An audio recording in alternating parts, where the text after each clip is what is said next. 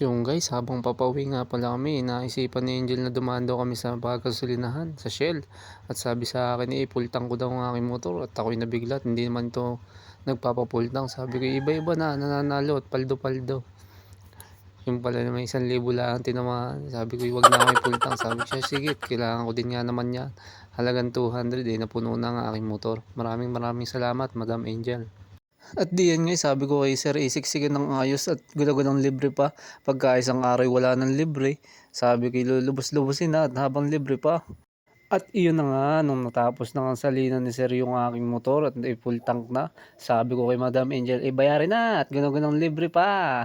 Maraming maraming salamat, Madam Angel.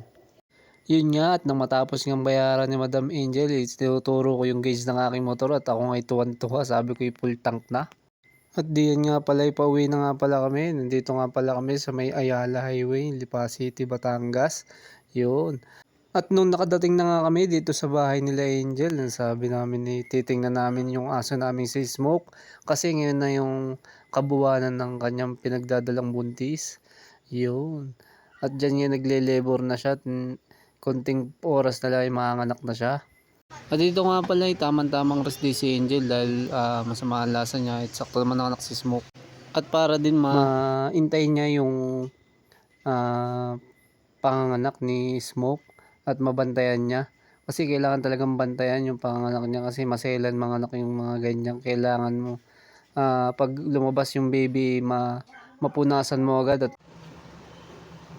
Yun, pumutok na yung panubigan. kaya mo siya. Nahilab na wala. Yun, pumutok na yung panubigan na.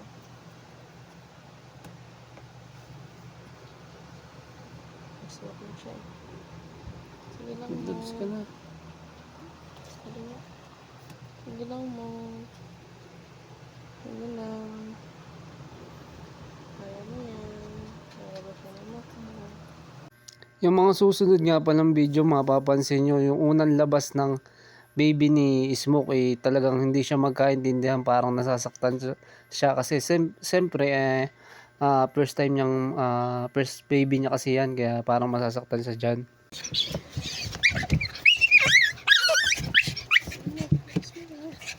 Oo, labas mo. Ha? Naanak na. Lumabas na, push mo, lumabas na ulo. Yun na.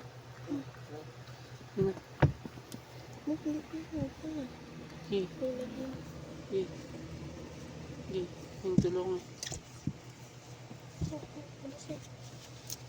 Labas na ko. Din, ano nga. Yamu ko sa. Yamu siya. Sabi nakakapit ka. At di yan nga pagkalabas nga nung first baby ni Smoke talagang kinakain niya na yung ano ba yan? Yung nakabalot dun sa kanyang pinaka baby. At si Angel naman may hawak na gunting para pag lumabas na pati inunan nung first baby ni Smoke puputulin niya yung pusod. Tapos yun nga, pupunasan niya na yung ilong. Tapos tutuyuin niya na para hindi magkaroon ng pagbabara dun sa kanyang ilong nung baby. Nung unang nilabas nga pala dyan ni Smoke kulay black. Yun. Tagal nga pala namin hinihintay yan. Hindi pa uli siya umiiri dyan kasi hindi pa uli humihilab. Matagal nga pala humilab yung panganganak dyan ni Smoke, kaya nahirapan din kami dyan. Yung susunod nga pala dyan video, yung makikita nyo yung paano namin tinatanggal yung bara o lamad dun sa ilong nung baby ni Smoke. No, kulay mo na. Ano subsub mo na yung ilong. Ay, pwede na ito. Labas na naman.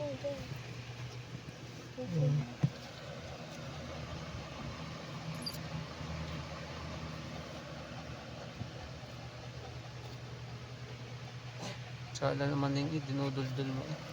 Kaya maingay. Pindutin mo muna bago may tutok. Yan. Yan. Yan, ihilab na uli yan. Yan na. Ihilab na uli. Yan na. Yan na. Kung saan ka dyan ang mukha niya? Mm-hmm.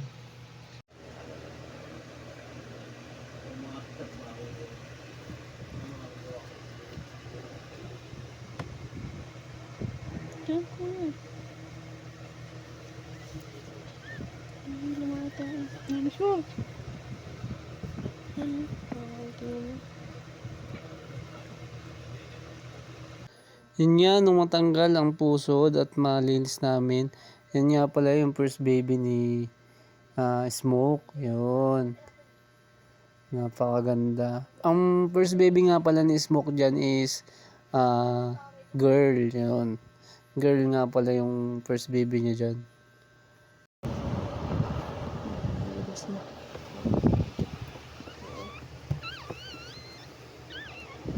Oo nga pala guys, 12:50 AM nga pala lumabas yung unang anak ni Smoke dyan. Hindi ko na nga pala na-videohan yung pangalawa at pangatlong panganak nga pala dyan ni Smoke. Gawa kasi guys na may pasok pa ako gabi na, sabi ko na lang kay Angel i-picture na lang yung baby. At sa mga gusto nga pala magtanong sa amin kung ibebenta po namin yung anak ni Smoke, yes po, ibebenta po namin yan. Ang gagawin lang po namin is i-deworm lang din po namin yan at babaksinan lang din po namin yan bago po namin ibenta. At pag pwede na pong iwalay, yun, amin pong ibebenta na po yan guys.